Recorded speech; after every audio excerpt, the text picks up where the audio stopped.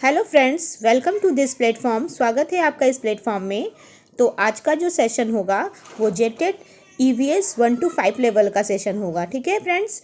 तो आज का जो सेट है वो 27 सेट है और 26 सेट तक मैंने वीडियो अपलोड कर दिया था फ्रेंड्स। आप लोग प्लेलिस्ट में जा कर के देख लीजिएगा।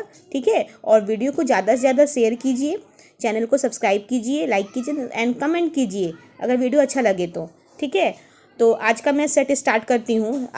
तो आज का पहला क्वेश्चन है, वह प्रक्रिया जिसमें एक फूल का वर्तिकाग्र दूसरे फूल के पुंकेसर पराग प्राप्त कर फलों का निर्माण करता है कहलाती है।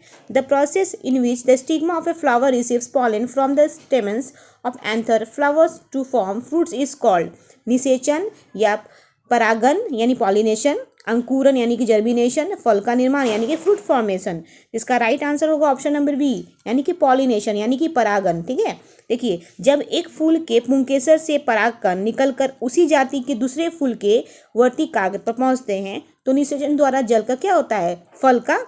तो निषेचन द्वारा फल का निर्माण होता है। तो इस प्रक्रिया को हम लोग क्या कहते हैं, पॉलिनेशन कहते हैं। ठीक है, पॉलिनेशन यानी कि परागन। ठीक है, अगला प्रश्न है, क्या आपने अपने घर या स्कूल के आसपास जानवर देखे हैं जिनके छोटे बच्चे हैं? अपनी नोटबुक में उनके नाम लिखिए। इस प्रश्न के माध्यम से किस प्रक्रम कौशल का आकलन किया गया है? Read the given question carefully. Have you seen animals around you your houses और school that have young ones? Write their names in your notebook. Which process skill in assess to this question? वर्गीकरण एवं चर्चा, परिकल्पना एवं प्रयोग करना, न्याय के लिए सरोकार, अवलोकन एवं रिकॉर्डिंग। इसका राइट आंसर जो होगा वो ऑप्शन नंबर आपका डी होगा, अवलोकन एवं रिकॉर्डिंग। देखिए कैसे बच्चों से यह कहना है कि वे अपने घर या स्कूल के आसपास जानवरों और उनके बच्चों को देखें और उनके नाम अपनी नोटबुक में लिखें। उनके अवलोकन यानी कि देखकर समझने, अवलोकन मतलब देखकर समझने, और रिकॉर्डिंग यानी कि रिकॉर्डिंग मतलब लिखकर दर्ज करने। ठीक है, लिखकर दर्ज करने के प्रक्रम क्या करते हैं, कौशल का आकलन करते हैं। किसका? कौशल का आकलन करते हैं। इसलिए ऑप्शन नंबर जो डी होगा वो बिल्कुल राइट आंसर होगा। अगला प्रश्न है, पर्यावरण अध्ययन की अंतःविषयी प्रकृति पर्यावरणीय मुद्दे को डैश द्वारा संबोधित करती है? विज्ञान और सामाजिक विज्ञान की विषय वस्तु और पद्धति के प्रयोग, ये सामाजिक विज्ञान और पर्यावरण शिक्षा की विषय वस्तु और पद्धति प्रयोग, विज्ञान की विषय वस्तु और पद्धति के प्रयोग, या विज्ञान सामाजिक विज्ञान और पर्यावरण शिक्षा की विषय वस्तु और पद्धति के प्रयोग। तो इसका राइट आंसर होगा ऑप्शन नंबर डी, विज्ञान सामाजिक विज्ञान और पर्यावरण शिक्षा की विषय वस्तु और पद्धति के प्रयोग। देखिए पर्यावरण अध्ययन मतलब ईवीएस की जो प्रकृति होती है ना, वो क्या होती है, अंतःविषयी होती है, जो पर्यावरणीय मुद्दे को समझने और हल करने के लिए क्या करता है, विज्ञान सामाजिक विज्ञान और पर्यावरण शिक्षा तीनों के विषय को क्या करता है, इस पद्धतियों का उपयोग करता है। इसलिए ऑप्शन नंबर डी जो बिल्कुल राइट आंसर है। अगला प्रश्न है, बच्चों के खेलने से क्या नहीं होता? What does not happen by childrens playing? What is not a result of childrens play? शारीरिक विकास, संज्ञात्मक विकास, सामाजिक सहयोग या व्यवहारात्मक बाधाएं? इसका राइट आंसर होगा ऑप्शन नंबर डी, व्यवहारात्मक बाधाएं यानी बिहेवियर बैरियर्स। देखिए बच्चों के खेलने से उसका शारीरिक विकास, बच्चों के क्या होता है, उसका शारीरिक विकास, ठीक है, संज्ञानात्मक विकास और सामाजिक सहयोग, आपसी मेलजोल बढ़ता है। इससे किसी भी प्रकार के व्यवहारात्मक बाधाएं पैदा नहीं होती है, बल्कि बच्चों का व्यवहार सुधरता है। इसलिए ऑप्शन नंबर डी जो बिल्कुल राइट आंसर है। अगला प्रश्न है, 2009 में 2030 जल संसाधन समूह द्वारा जारी रिपोर्ट हमारे जल के भविष्य की रूपरेखा। रिपोर्ट के अनुसार 2030 तक कितने प्रतिशत पानी की कमी होने की संभावना है? अकॉर्डिंग टू द 2009 रिपोर्ट, ठीक है, charting our water future release by the 2030 water resource group, what percentage of water scarcity is likely by 2030? 80%, 70%, 30% या 20%? इसका राइट आंसर होगा 70% यानी ऑप्शन नंबर बी। देखिए 2009 में 2030 जल संसाधन समूह द्वारा जारी रिपोर्ट हमारे जल के भविष्य की रूपरेखा के अनुसार यदि पानी के उपयोग के तरीके में सुधार नहीं किया गया तो 2030 तक लगभग 70% पानी की कमी होने की संभावना जताई जाती है। इसीलिए ऑप्शन नंबर बी जो बिल्कुल राइट आंसर है। अगला प्रश्न है, कक्षा 5 की शिक्षिका एक एल्युमिनियम फाइल देती है और पानी में डाल देती है एवं दिखाती है कि वह ऊपर तैरती है। फिर वह फाइल को मोड़कर जोर से दबाती है, निचोड़ती है और फिर पानी में डालती है तथा शिक्षार्थियों को दिखाती है कि वह डूबती है। बाद में वह शिक्षार्थियों को यह सोचने और कारण देने के लिए कहती है, ऐसा क्यों हुआ? इस प्रश्न का उत्तर देने में निम्नलिखित में से कौन सा प्रक्रम कौशल का प्रयोग किया जाएगा? परिकल्पना, वर्गीकरण या अवलोकन या मापन? इसका राइट आंसर जो होगा वो ऑप्शन नंबर आपका ए होगा, परिकल्पना। ठीक है, हाइपोथेसिस। देखिए, जब शिक्षिका फाइल को मरोड़कर पानी में डुबोती है और बच्चों को इसके पीछे का कारण सोचने के लिए कहती है तो बच्चे अपने पूर्व ज्ञान क्या करते हैं? बच्चे अपने पूर्व ज्ञान और तर्क यानी कि तर्कों के आधार पर अनुमान लगाते हैं। किसके तर्कों के आधार पर क्या करते हैं? अनुमान लगाते हैं। और फिर परिकल्पना यानी जिसको हम लोग क्या कहते हैं? हाइपोथेसिस कहते हैं, यानी परिकल्पना कहते हैं। इसलिए ऑप्शन नंबर ए जो बिल्कुल राइट आंसर है। अगला प्रश्न है, पर्यावरण अध्ययन के शिक्षा शास्त्र के संदर्भ में सिवाय डैश निम्नलिखित सभी वांछनीय अभ्यास हैं। In the context of EVS pedagogy all the following are desirable practice except dash. आलोचनात्मक चिंतन और समस्या समाधान के लिए क्षमता संवर्धन, बच्चे की अक्षमता यानी व्यक्तित्व का पोषण करने, वास्तविक अवलोकन के स्थान पर पाठ्य पुस्तक ज्ञान की श्रेष्ठता को स्वीकार करना, या पाठ्य पुस्तक और संदर्भों की बहुलता को बढ़ावा देना। तो इसका राइट आंसर होगा ऑप्शन नंबर सी, वास्तविक अवलोकन के स्थान पर पाठ्य पुस्तकीय ज्ञान की श्रेष्ठता का स्वीकार करना। देखिए कैसे, ईवीएस शिक्षा शास्त्र में बच्चों के वास्तविक अनुभव और अवलोकन को सबसे महत्वपूर्ण माना जाता है। इसलिए वास्तविक अवलोकन के स्थान पर केवल पाठ्य पुस्तक ज्ञान को श्रेष्ठ मानना कोई वांछनीय यानी उचित अभ्यास नहीं है। इसलिए ऑप्शन नंबर सी जो बिल्कुल राइट आंसर है।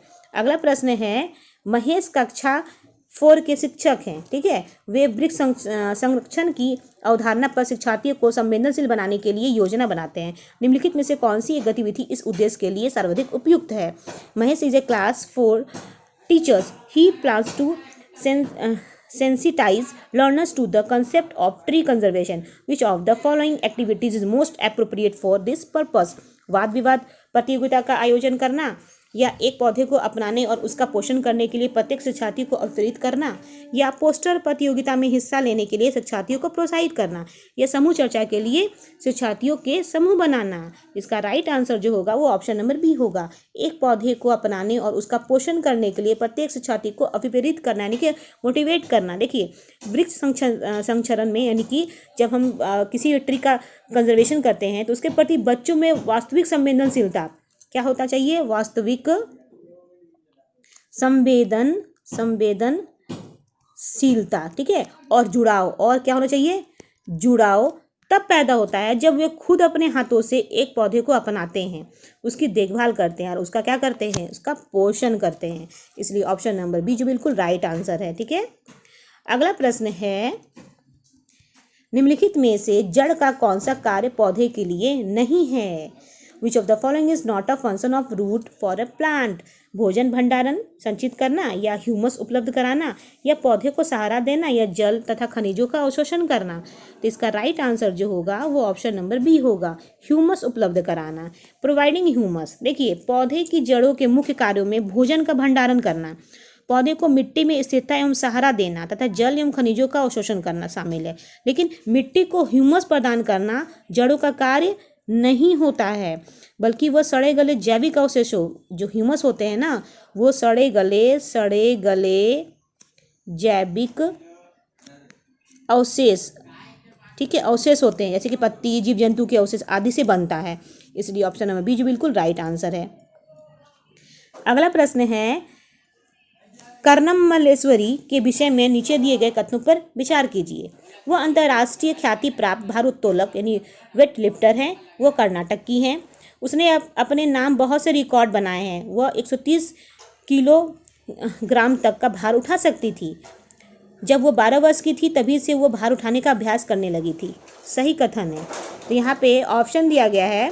देखिए, ऑप्शन जो है ए में 1 2 3 है, बी में 1 3 4 है और सी में केवल 1 है और डी में 1 और 4 है। इसका राइट आंसर होगा ऑप्शन नंबर बी, 1 3 और 4, 1 3 और 4।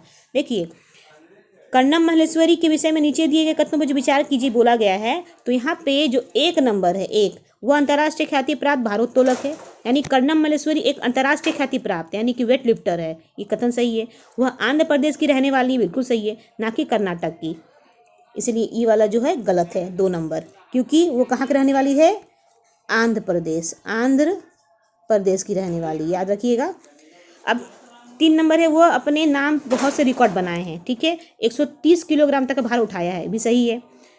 जब वो 12 वर्ष की आयु में भार उठाने का अभ्यास शुरू किया था, ये भी सही है।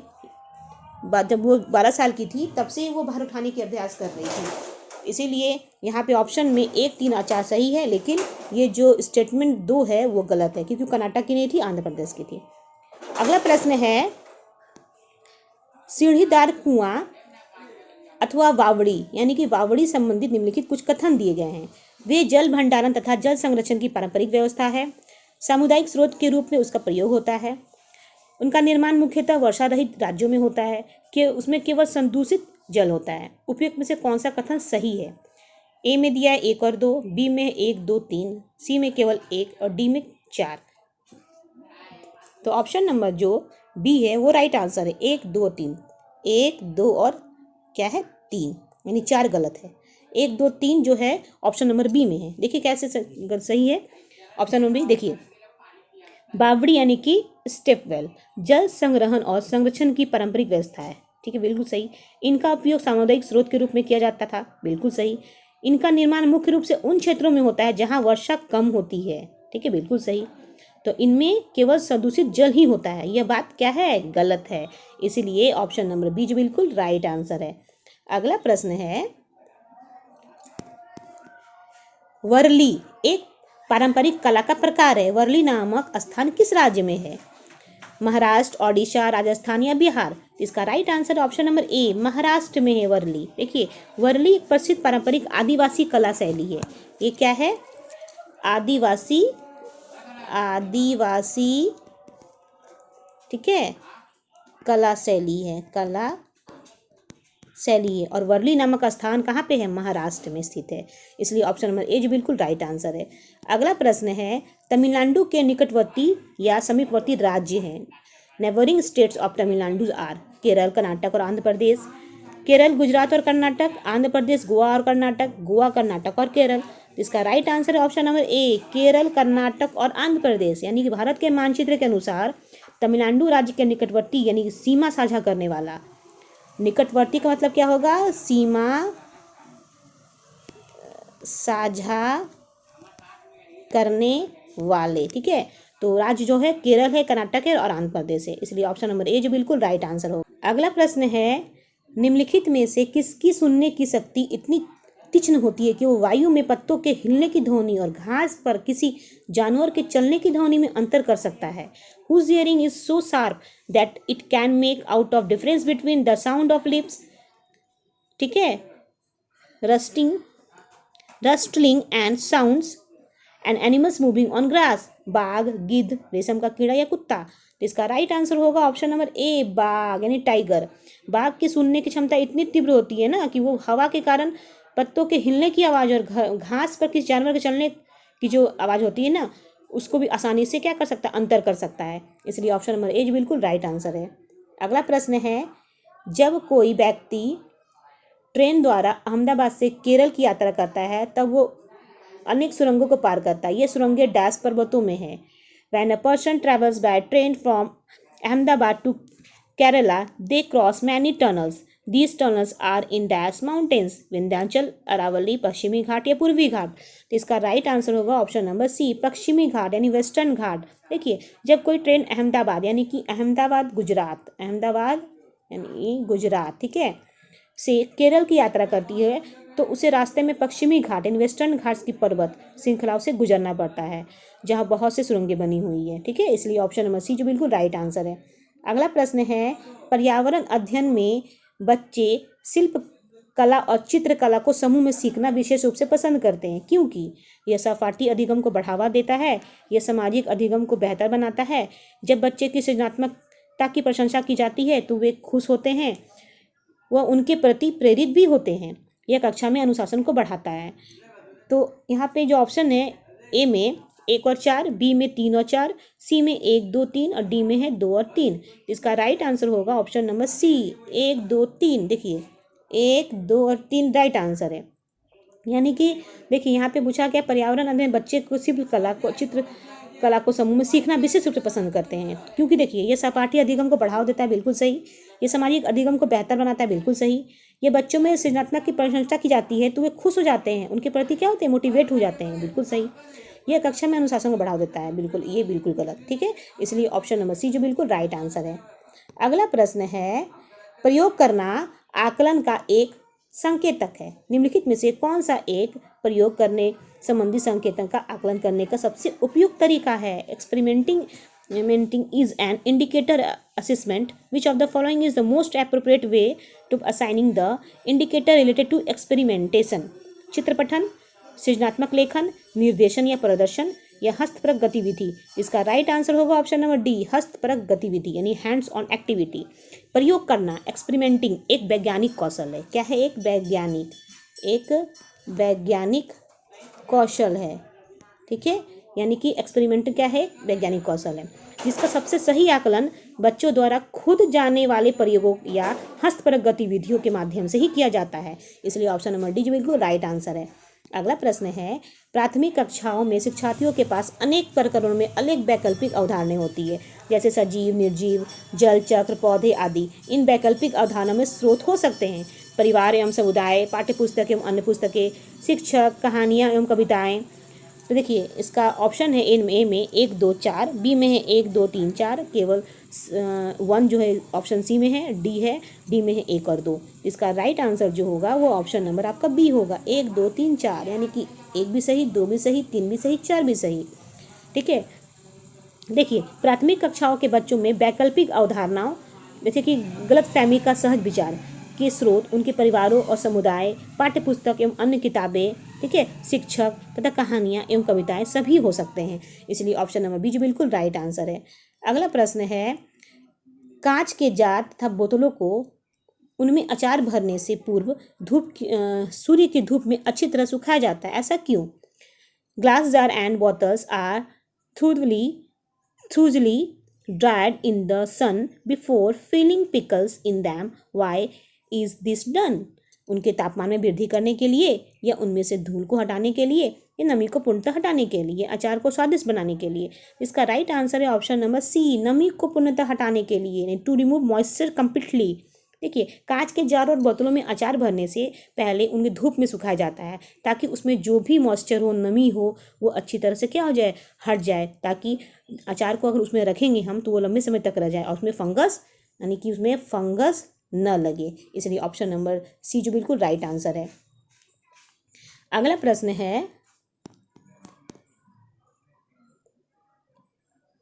रेणु की दादी उसे एक सूखा कुआं दिखाते हुए बताती है कि 15 से 20 वर्ष पहले कुएं में पानी था, लेकिन अब वह पूर्णतः सूख गया है। कुएं में पानी सूखने के क्या कारण हो सकते हैं? पेड़ों, कुएं तथा अनेक आसपास के स्थान की मिट्टी अब सीमेंट से ढक दिया गया है, या आसपास के इलाके में बहुत सारे बोरिंग्स पंप्स लग गए हैं, या प्रत्येक व्यक्ति के घर में अब नल होने के कारण कोई भी कुआं का प्रयोग नहीं करता। तो ऑप्शन ए में है 1 और 2, बी में 3, सी में केवल 1 और डी में केवल 2। इसका राइट आंसर जो होगा वो ऑप्शन नंबर ए होगा, 1 और 2। देखिए कैसे, 1 और 2 उसका राइट आंसर है। पेड़ों, कुएं तथा अनेक आसपास के स्थान पर मिट्टी को अब सीमेंट से ढक दिया गया है, इसलिए बिल्कुल सही। आसपास के इलाके में बहुत सारे बोरिंग पंप्स लगाए गए हैं, बिल्कुल सही, ठीक है। इसलिए ऑप्शन नंबर ए जो है वो राइट आंसर है। अगला प्रश्न है, बगुला भैंस पर बैठता है क्योंकि ठीक है। बगुला तथा भैंस में सहजीवी का संबंध है। बगुला मनोरंजन के लिए भैंस पर बैठता है। भैंस बगुले को एक स्थान से दूसरे स्थान तक जाने में मदद करता है। बगुला भैंस को डराना चाहता है। इसका राइट आंसर है ऑप्शन नंबर ए। बगुला तथा भैंस में सहजीवी संबंध होता है, यानी कि सिम्बायोटिक रिलेशनशिप होता है। देखिए, बगुला भैंस पर इसलिए बैठता है क्योंकि दोनों के बीच सहजीवी संबंध, सिम्बायोटिक रिलेशनशिप होता है। बगुला भैंस के शरीर पर मौजूद कीड़े यानी परजीवी खाकर उसका अपना पेट भरता है, जिससे भैंस को उन कीटों से छुटकारा मिलता है और दोनों एक दूसरे को क्या होता है, दोनों को एक दूसरे से फायदा होता है। इसलिए ऑप्शन नंबर ए जो बिल्कुल राइट आंसर है। अगला प्रश्न है, पृथ्वी गोल है। वास्तव में पृथ्वी ऊपर नीचे कुछ नहीं होता, केवल सापेक्ष होता है। हम भारत के लोग डैश के लोगों के सापेक्ष उल्टे हो सकते हैं। The earth is round, actually on earth there is no up down, it is only relative. We people of India can be upside down relative to the people of dash. Alaska यानी USA, Libya या Algeria या Argentina. इसका right answer होगा option number D, Argentina. देखिए, पृथ्वी गोल है और अंतरिक्ष से देखने पर ऊपर या नीचे जैसी कोई निश्चित दिशा नहीं होती है, बल्कि वह सापेक्ष यानी रिलेटिव होती है। भारत और अर्जेंटीना लगभग एक दूसरे के विपरीत ग्लोब यानी कि ग्लोब पर एंटीपोडस स्थिति में, कौन से एंटीपोडस स्थिति में है, ठीक है। इसलिए भारत के लोग अर्जेंटीना के लोगों के सापेक्ष क्या होते हैं, उल्टे हो सकते हैं। इसलिए ऑप्शन नंबर डी जो बिल्कुल राइट आंसर है।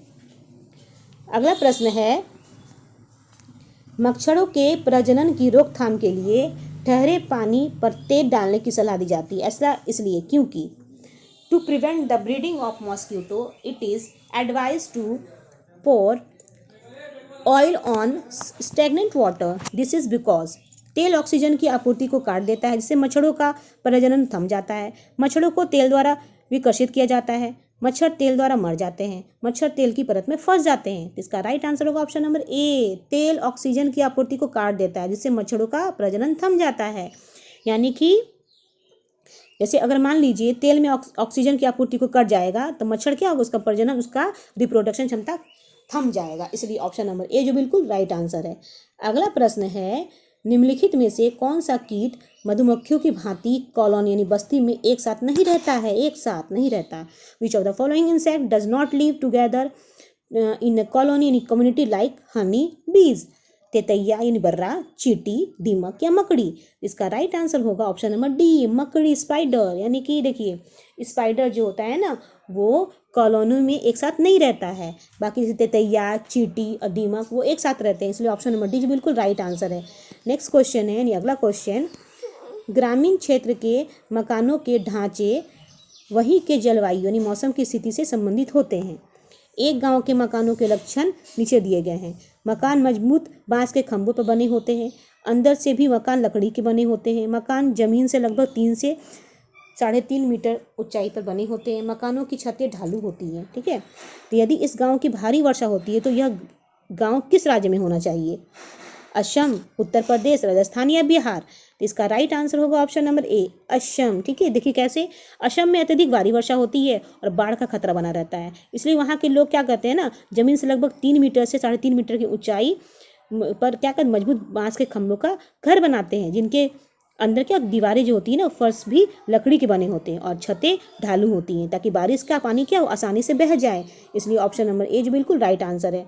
अगला प्रश्न है, कुडुक कहाँ के लोगों की भाषा है, मिजोरम, मणिपुर, अरुणाचल प्रदेश या झारखंड। इसका राइट आंसर जो होगा वो ऑप्शन नंबर डी होगा, नहीं, झारखंड की भाषा है कुडुक, ठीक है। अगला प्रश्न है, राष्ट्रीय पाठ्य चर्या के रूपरेखा वर्ष 2005 के अनुसार निम्नलिखित में से कौन सी एक पर्यावरण अध्ययन की विषय वस्तु यानी कि थीम है। According to the national curriculum framework 2005 which of the following is the theme of environmental studies, भोजन, सौरमंडल, मौसम या ऊर्जा। इसका right answer option number A यानी फूड, भोजन, ठीक है। अगला प्रश्न है, हमें अपना भोजन निम्न में से किसके अनुसार खाना चाहिए। According to which of the following should we eat our food, ठीक है। यहाँ पूछ रहा है किसके अनुसार खाना चाहिए। तो इस ऑप्शन नंबर में है कि यहाँ दिया हुआ है भूख के अनुसार, पेट के आकार के अनुसार, या शरीर के पोषण तत्वों की आवश्यकता के अनुसार, या अपने अनुसार। यहाँ पे लिखा है अपने अनुसार, अपने अनुसार, ठीक है। तो इसका राइट आंसर जो होगा वो ऑप्शन नंबर डी होगा, शरीर की पोषक तत्वों की आवश्यकता के अनुसार। हमें अपना भोजन केवल अपनी पसंद या भूख के आधार पर नहीं, बल्कि हमारे शरीर की जैविक और पोषण संबंधी आवश्यकताएं, जैसे विटामिन्स, प्रोटीन्स, विटामिन हो गया, प्रोटीन हो गया, ठीक है, कार्बोहाइड्रेट हो गया, मिनरल्स हो गया, ठीक है, फैट हो गया, ये सब जो बैलेंस डाइट है, ठीक है, इसके अकॉर्डिंग हम लोग क्या करना चाहिए, यानी संतुलित खाना खाना चाहिए ताकि शरीर क्या स्वस्थ रह सके। इसलिए ऑप्शन नंबर डी जो बिल्कुल राइट आंसर है। अगला प्रश्न है, प्राथमिक कक्षाओं में पर्यावरण अध्ययन को सीखने में कहानियाँ एक महत्वपूर्ण पहलू है। पर्यावरण अध्ययन के कक्ष में कहानी सुनाने की को शिक्षण कौशल के रूप में सम्मिलित करने के लिए निम्नलिखित में से कौन सा सबसे कम उपयुक्त कारण है। कहानियों में व्यक्तियों के अनुभव शामिल होते हैं। कहानियाँ अनेक विषय क्षेत्रों को छूती हैं।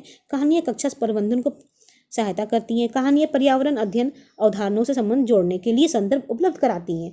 इसका राइट आंसर जो होगा वो ऑप्शन नंबर सी होगा, कहानियाँ कक्षा प्रबंधन में सहायता करती हैं। देखिए, प्राथमिक कक्षाओं में पर्यावरण अध्ययन सिखाने के लिए कहानियाँ बहुत प्रभावी होती, इफेक्टिव होती है, क्योंकि इसमें व्यक्तिगत अनुभव शामिल होता है। ये कई विषय क्षेत्रों को छूती है और अवधारणाओं को जोड़ने के लिए एक संदर्भ प्रदान करती है। इसलिए जो ऑप्शन नंबर सी जो बिल्कुल राइट आंसर है। अगला प्रश्न है, लास्ट प्रश्न है, पर्यावरण अध्ययन पाठ्यपुस्तक की विषय वस्तु में परिभाषाओं और व्याख्यानों को दूर रखा जाना चाहिए, रटकर सीखने को हतोत्साहित करना चाहिए, बच्चे को प्रश्न करने और खोजने का मौका मिलना चाहिए, ये बच्चे को केवल लिखित जानकारी दी जानी चाहिए। सही विकल्प चुनना है। तो ऑप्शन नंबर ए में है 1 और 4, 2 में है 2 और 3, 3 सी में है यानी केवल 3 और डी में है 1, 2, 3। तो इसका राइट आंसर होगा ऑप्शन नंबर डी 1, 2 और 3, यानी कि 1, 2 और 3। देखिए, अगर पर्यावरण अध्ययन पाठ्यपुस्तक में विषय वस्तु को चुनेंगे तो परिभाषाओं को व्याख्यानों को दूर रखा जाना चाहिए, बिल्कुल सही। रटकर सीखने को हतोत्साहित करना चाहिए, बिल्कुल सही। बच्चे को प्रश्न और खोजने का मौका मिलना चाहिए, बिल्कुल सही। इसलिए ऑप्शन नंबर डी जो बिल्कुल राइट आंसर है। तो आज का सेशन यही समाप्त होता है फ्रेंड्स। फिर अगले सेशन में मैं फिर से वीडियो लेकर के आऊँगी, तो आप लोग ज़रूर प्लेलिस्ट में जाकर के वीडियो को देखिएगा। ईवीएस का, फिर सीडीपी का भी वीडियो मैंने डाला है, वो देखिएगा। और आप लोगों में से कोई भी अगर खोटा के कैंडिडेट हो, मतलब जो रीजनल लैंग्वेज में खोटा को रखा है, तो प्लीज़ आप लोग कमेंट कीजिएगा। मैं खोटा का भी प्रैक्टिस सेट, यानी कि उसका भी प्रैक्टिस सेट डालूँगी वीडियो बना करके। तो आप लोग प्लीज़ कमेंट कीजिएगा किनका किनका खोटा है, ठीक है। आज के लिए इतना ही friends, take care and bye.